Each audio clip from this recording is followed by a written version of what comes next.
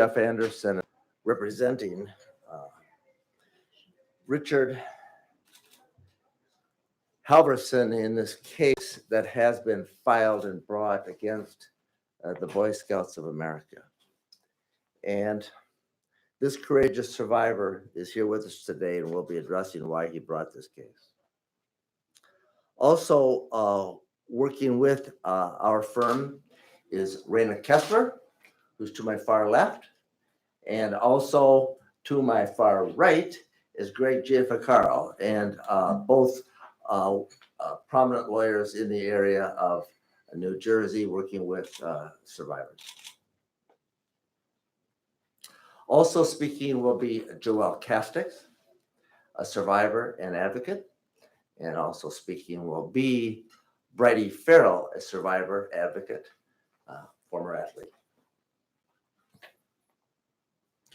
This case was brought by Richard because as a child at the age of 11 and at the hands of a scout leader,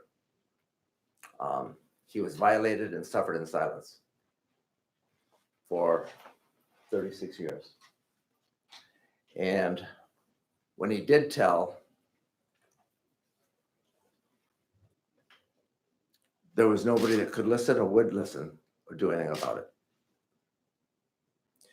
And he was violated by an offender who no doubt violated others because the Boy Scouts of America created a perversion file about this offender. And it is one of over 7,800 files of perpetrators the Boy Scouts of America know exist and are now in their headquarters, only 5,000 of which have been released.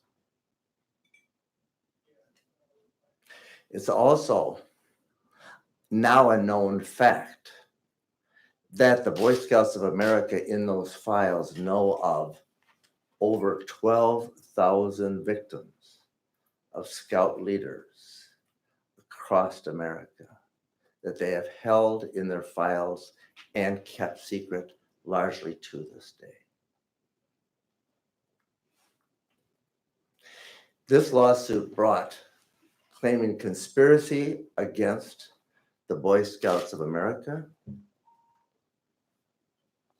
and the local organizations is for nuisance.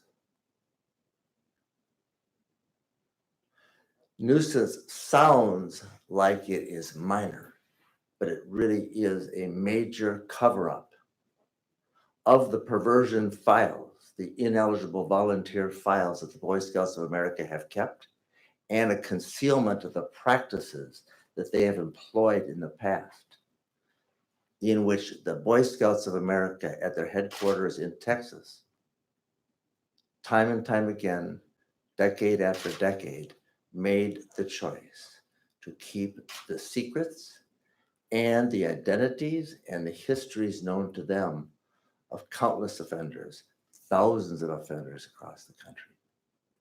So Richard stands with us today to do something about what has been done and to uncover and reveal the long-held secrets and require and seek a court order in Atlantic City County in this lawsuit to require the Boy Scouts of America to come clean about that past and release all the perversion files and the identities of the offenders, including those in New Jersey and across this country. So far, of the perversion files that we have reviewed, we have located 52 offenders removed and in the perversion files in New Jersey alone. But that's a small part of the story and the peril in New Jersey alone. 52 in New Jersey alone.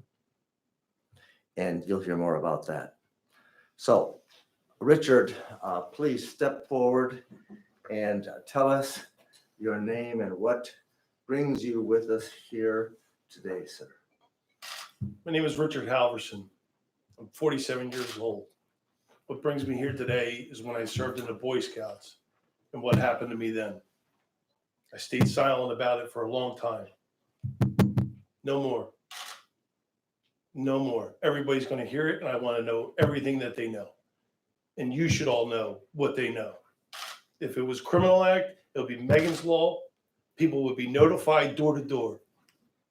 These guys kept it secret. Secret's out. Everybody needs to know. This is going to help past victims come forward. You can do it.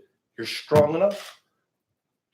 This will help future non-victims because it shouldn't happen again. My son's doing 6 weeks. This will not happen to him. Richard, I want to bring it back. You're 47 years old. I want to bring it back for a minute because you agreed to be here today, and your name did not have to be used in this lawsuit. You could have come forward as a Jane Doe, or in this case, a John Doe, and remained private as most survivors do when litigation is brought. But you chose to use your name here and have part of this story known, right? My name's not John Doe. It's Rich Halverson. Okay. Rich, I want to bring you back to the age of 11, and I want you to identify the name of that scout leader and who you repose that trust and who you were working with to earn the badges as a part of becoming a scout. Mr. D, Mr. Angelo Demone. And Mr. Delamo, how do you pronounce that? Mr. D is what we call it. And there is an ineligible volunteer file that we posted on our website that is here regarding Richard Delamo, Dellomo. He was then a scout leader, and your mentor in the Scouts at that time. Richard, what were you required to do to become a scout, and what was his role in that process?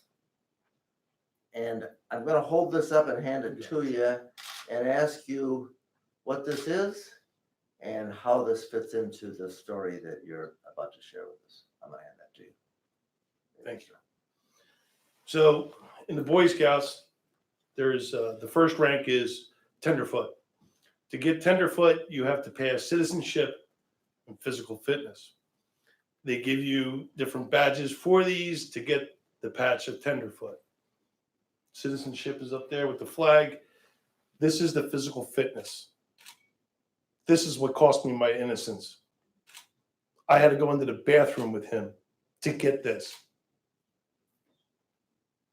No more. And it was in that, hold that badge up. That's a fitness badge. You earned that badge, didn't you? Didn't want to. Of course you did. But I did. But you were required to go into the bathroom with this scout leader, and there you were sexually violated by him. We're not going to get into the details of that. But we are going to get into the details of the fact that in the perversion files, about 5 years after Richard was violated while he was earning his badges under the scout master, scout leader, reports by two parents were made as reflected in the perversion files about their kids having been violated by this same guy. The perversion file further reflects that they kept that secret, put him on suspension, and then decided to put him into the perversion file. They report in the perversion file that they reported it to the law enforcement, but they did not give law enforcement the information they had from the parents and about the other kids. So the perversion file reflects that law enforcement did not investigate, law enforcement did not arrest, law enforcement did not prosecute because they didn't have the information that the Boy Scouts had because they kept it in their file. Richard, you suffered, you said, for many years, you're now 47, in silence. You came forward in what year and for the first time shared the fact that this had been done to you? So it was 2013 is when I had a traumatic event happened, which brought all of this to a head. And of course, the first person that I told was my mom. And then I went to some attorneys, and they said they couldn't do anything about it. And why did they say they couldn't do anything about it when you went to them in 2014? Statute of limitations. It was too long ago. And also, did you also give information to law enforcement then? Yes, I then went to the Atlantic County Prosecutor's Office, talked to investigators there, and it didn't. Not much could be done there either. And so this morning when we met, I told you I was going to allow you to review the ineligible volunteer file, or also known as a perversion file, that reflects that other kids have been violated in the 80s and that have been reported to the police, and that they couldn't do anything or didn't do anything back then. And they couldn't do anything more recently when you came forward in 2013 and 2014. Richard, when you read this ineligible volunteer file or this perversion file on Angelo Delmo, how did it make you feel today? Got me pissed. I was mad. There's a couple things in there. One, no proof with an explanation point. They seem to celebrate that they couldn't be proven. You know who says that? The mob. And then repeatedly in this document is the word confidential. We don't want to tell anybody. This is a secret. Not anymore. Richard, I'm just going to ask you a couple of questions here. And right here, these are photocopies of some of the badges that you earned, right? Correct. As a part of this. And also, we've identified in New Jersey here, 52 in New Jersey, but this is just from the files that have been released, which is a partial release of files. They still are holding thousands of files involving thousands of offenders. So as far as we can tell right now, there are 52 that we've identified in New Jersey. We've also looked for Mr. Angelo Delmo. He's in Atlantic City. He's never been investigated by law enforcement. He has never been prosecuted. He has never been arrested. And he currently is involved with the Boy Pioneers of America. Did you hear that? He is living in Atlantic City. He is now involved with the Boy Pioneers of America. And that is something we have unearthed. And we share that information because we are alarmed in the way the Boy Scouts of America had never chosen to be. And Richard has chosen to take action that the Boy Scouts of America didn't have the courage to do. That is, tell the truth, as painful as it is. Thank you. Thank you, Richard. Thank you, Jeff. Greg. Thanks, Jeff. Thanks, Richard. Thank you. How many, my name is Greg Gianfrancaro. I'm co-counsel with these fine attorneys to my left. I've been an attorney in the state of New Jersey for 31 years. How many Richards are there out there? If there are 52 credibly accused individuals throughout the state who have abused within the Boy Scouts, then there are hundreds and hundreds, if not thousands, of young boys that were sexually abused within this great state. I said prior to this, I'm so proud of the fact that I was born in this great state. I grew up in this great state. I was a Boy Scout in this great state. But I am saddened by the fact that it takes a lawyer to have to come out and disclose this information that the Boy Scouts should be disclosing. How many Richards are there out there? How many Richards are there? That is why. And what is so upsetting is when I hear that Richard went to a lawyer in 2014. And why could he not do anything? because of New Jersey's archaic statutes of limitations. I'm embarrassed to say that as a lawyer in New Jersey and as a lifelong New Jerseyan. I am embarrassed by this. But thankfully, that is why we have a bill on the governor's desk right now, on Governor Murphy's desk, ready for his signature, that will open up this horrible situation and make it so that the Boy Scouts and other organizations that allow this to occur, that know about this, will have to face the consequences. Because if this law were not coming forth right now, would Richard be here? Would we know about this? And that's what's so important about this law. And that's why we are absolutely hopeful that Governor Murphy's going to sign this. Thanks, Jeff. And let me make clear that this lawsuit is not brought under the law that hopefully will be signed into law here in New Jersey. This is a lawsuit brought under what we call the common law, called negligence and conspiracy to conceal. Nuisance and conspiracy to conceal.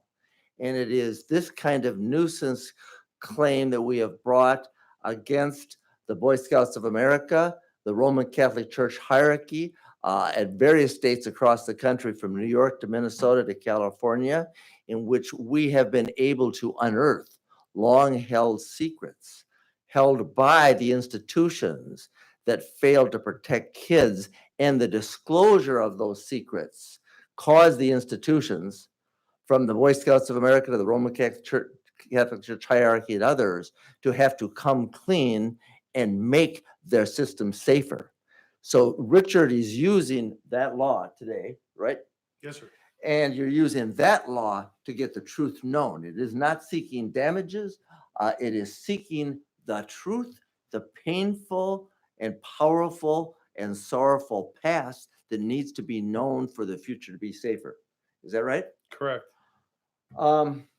Brady Farrell, please step forward, introduce yourself, and tell us what brings you among us.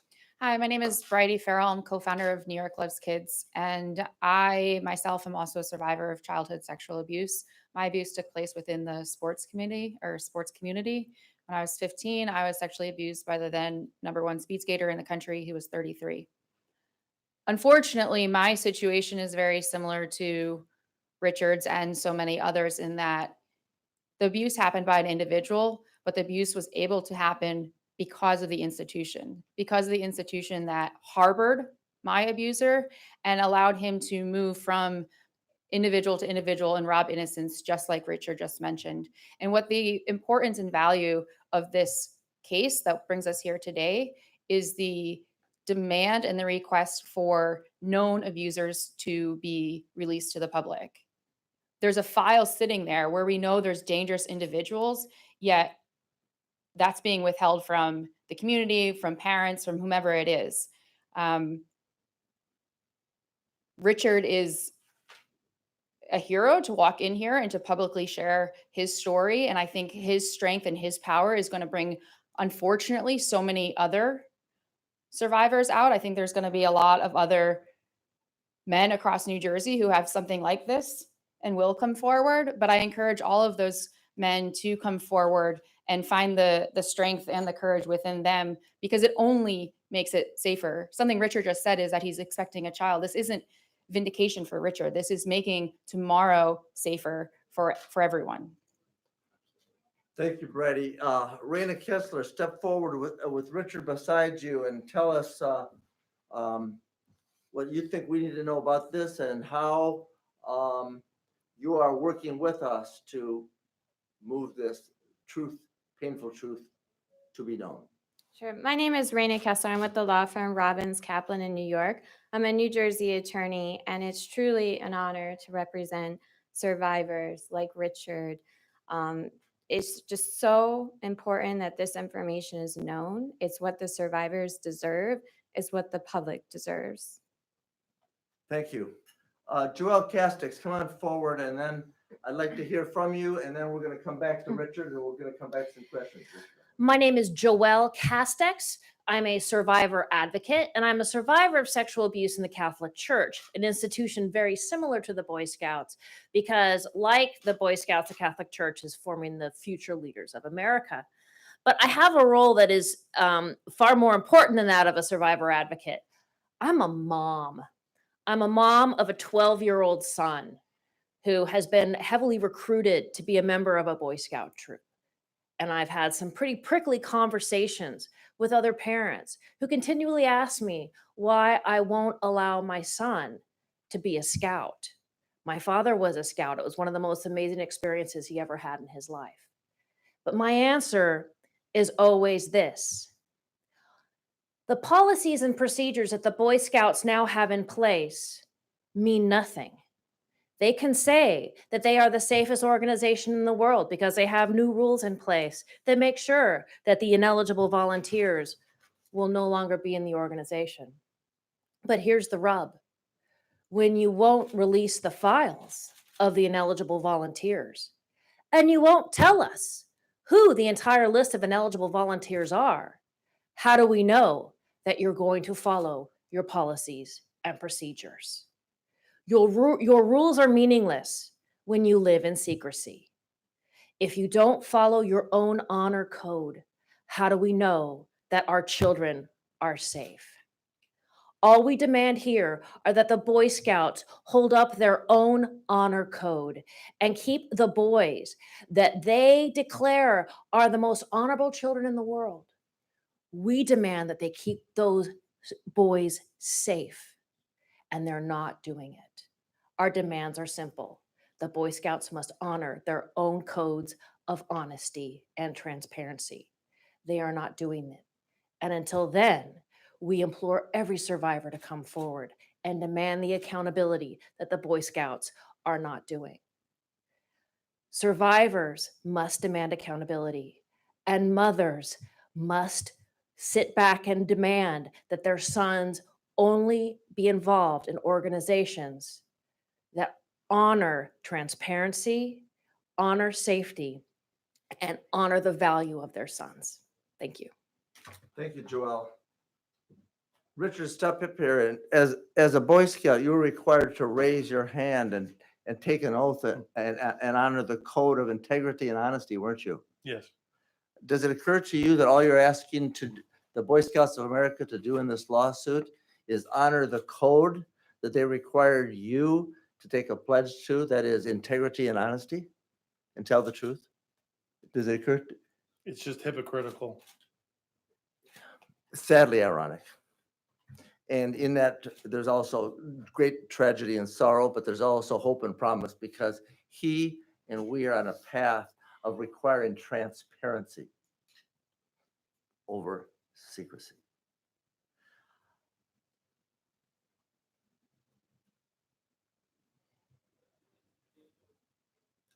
Richard, anything else you want to say before we take some questions here? Step up here, man. The last thing I like to say is I want good people to stand up and say something. Evil can only exist when people don't speak up and go against it. It will just flourish if you're quiet. I'm not asking you to go to TMZ or go online and say things that you heard. But if you hear something, say something, just like terrorism. Okay, I was part of an anti-terrorism unit before. This is the same thing. These guys are terrorizing our kids. If you hear something, go to law enforcement, tell them. If they're innocent, they'll be fine. If they're not, they'll get them. Say something. If you hear it, say something. Go to somebody. Tell them. They'll be all right if it's not true. Stay here, Richard. As an 11-year-old, you held the secret for over 36 years. You did disclose it to your mom, to the police, and to a lawyer. Nothing could be done, or at least was done under the law.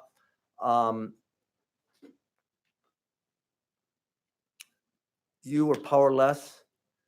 Today, what you want survivors to know also is that they can come forward Absolutely. and they can share the secret. And what we and Richard want survivors to know is that the law in New York, the Child Victims Act, has now become law, and in August, survivors can bring and take action. The law in New Jersey has been now moved through the legislature, and Greg and Raina, that is on the governor's desk as we speak. And when it's signed into law, we'll give survivors a chance to come forward and privately bring legal action, both to expose their offenders and those that chose to protect them in the system. And as Jane Doe's or John Doe's, that they do not have to go public or be public as Richard, you have chosen to today. So to you, Richard, on behalf of all of us and all the other survivors who need a chance to have that voice and find that voice the way Joelle and Bridie have, we express deep gratitude to you. Thank you, sir. You're welcome. Questions? Rich, I just wanted to know that, is this the first time that you've seen Mr. B's name in public? And also, just a little bit, Jeff and Greg, maybe you guys can clear this up a little bit about when this was filed, the timeline of the lawsuit, if you're waiting to hear back, if you've heard anything back from the Boy Scouts.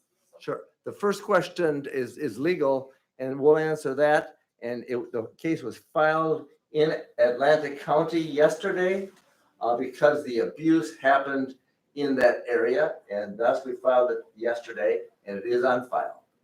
And we have not heard a response from the Boy Scouts because we know what the response has been in times past when we filed against them in times past.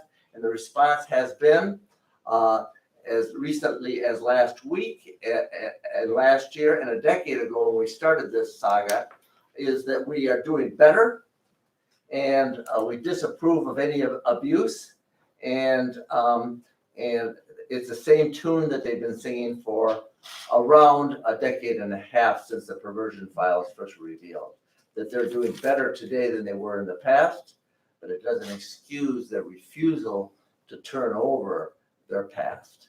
And that needs to be known. And so the other question was of Richard. For Rich, right, is this the first time that you've seen this man's name in public and exposed in this way as an abuser? Yes. And- Just a straight answer, yes. I never saw any papers or anything like that disclosed about it. It was kind of shocking because what's written is exactly what happened to me. I thought I was the only one. And it turns out, no, I wasn't. It was the first time I saw his name in print. Correct. And did it give you, validation? Oh, How did it yeah. make you feel? Yeah, it absolutely told me I'm doing the right thing, that I didn't want to dismiss it as nothing, and it's happened. It's happened to other people. It's happened again and again.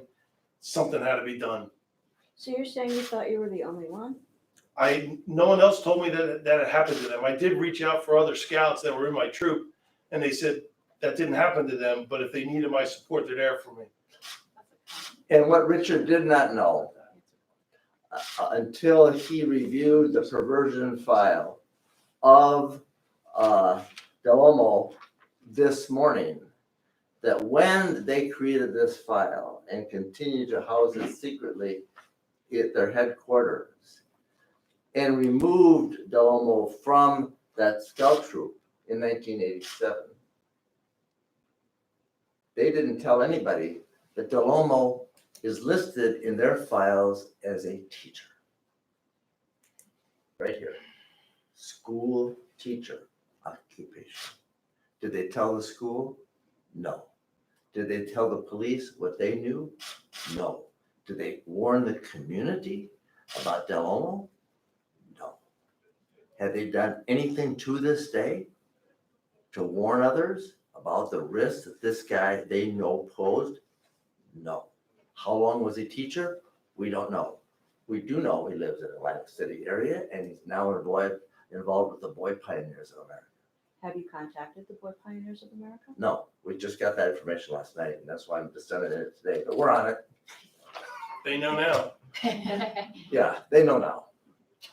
You mentioned that two parents, I guess, I don't know if they were in your you mentioned 2 people came forward about this man.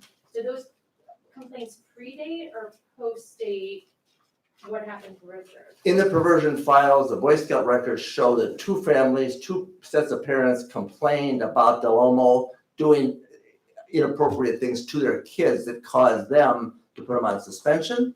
The details in this file are vaguer, but it clearly was enough for them to remove him and suspend him and keep the perversion file. The details of that are not known to us, and the identities of those parents are not known, but there were at least 2 complaints, and there's reference to a 3rd kid having been similarly abused as those 2 kids, which is also a similar pattern to the way Richard was abused when he's required to earn this fitness badge by going into the bathroom with Delomo, and it's that same kind of account that is recorded in the perversion file held by the Boy Scouts of America.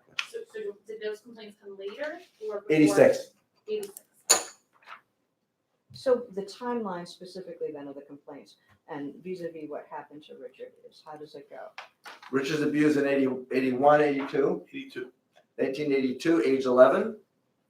How many others are subject to that, we don't know, but there are a lot of kids in that troop, and a lot of kids are required to do the same thing, to earn their fitness badges, go into the bathroom and perform this really sordid stuff that's somewhat detailed, but not as much as actually what happened. And then some years passed before the Boy Scouts created the perversion file.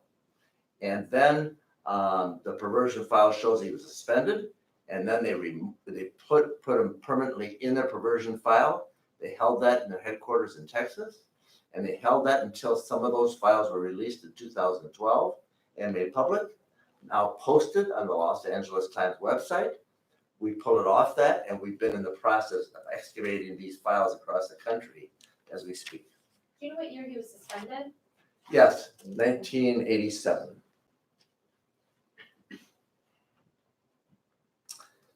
Thank you very much. Oh, sorry, I just have one more question. Rich, I don't know if you heard about what the Boy Scouts did last week. They held a conference call. Greg, I know we spoke about this.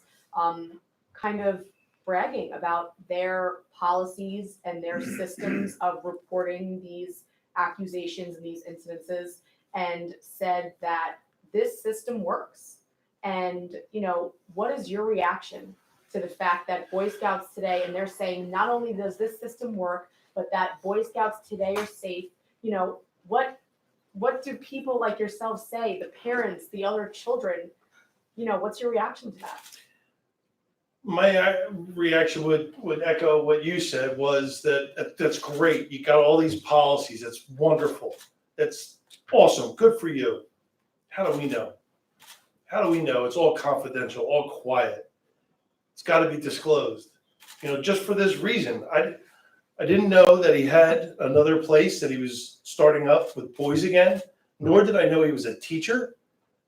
So their safeguards are only as good as their voice in public, so that we know about it, because there's so many, the butterfly effect with him, that he could have been doing this to kids he was teaching. You know, if they keep it within themselves, how do the other organizations know? How does the public know? How do we know? All right, these guys are basically Megan Law offenders. And if it happened in criminal court, we'd be going door to door telling you, this guy lives down the street. So it's not good enough to have their safeguards and still keep it quiet. They need to release it. Tell us what they know. Yeah, a policy is only as good as the transparency that precedes it, retroactively. So the Boy Scouts can say, our kids are safe, our kids are wonderful. Well, what about the Boy Pioneers of America? They don't seem to be so safe. So they should really have a conference call with the Boy Pioneers of America and tout that. I dare them. So that's what we really need to say. Their policies are only as good as the transparency retroactively behind it. And until they can do that, until they can be completely transparent retroactively and turn over the files and release the names, then we can't believe their policies. And until they have a conference call with the Boy Pioneers of America, then we can't believe anything they have to say about it. And when asked about why they haven't, just to respond to what they had said, they said that they're not an investigative body, that once someone is suspended from Boy Scouts, they don't track them further and worry about where they're going after that, or if law enforcement is following up, if anyone is following up civilly. They said that that's not their We're job. not asking them to investigate. We're asking them to turn over the names and turn over the files, and they're not doing that. Just transparency. And so this isn't just about Del Olmo, and isn't just about New Jersey and those that we know in New Jersey. This is about the Boy Scouts of America across this country.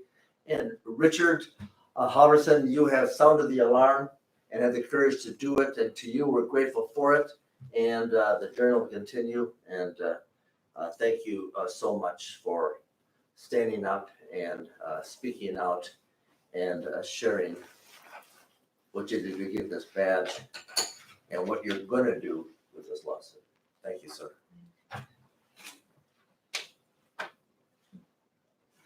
Thank you. Thank you for showing up. Appreciate it. Get that word out. Keep kids safe. Thanks, John.